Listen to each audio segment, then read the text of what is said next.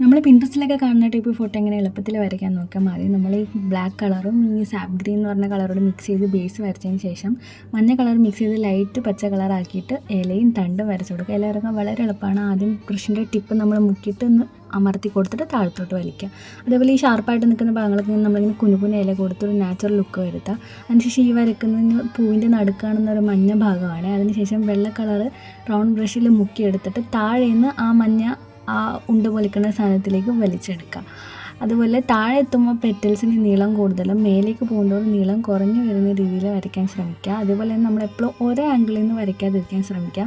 നമ്മൾ താഴത്തെ petal fill ചെയ്തതിന് ശേഷം ബുക്ക് ചെരിച്ച് കൊടുത്തിട്ട് മേലത്തെ ഭാഗം ഫില്ല് ചെയ്ത് കൊടുക്കുക.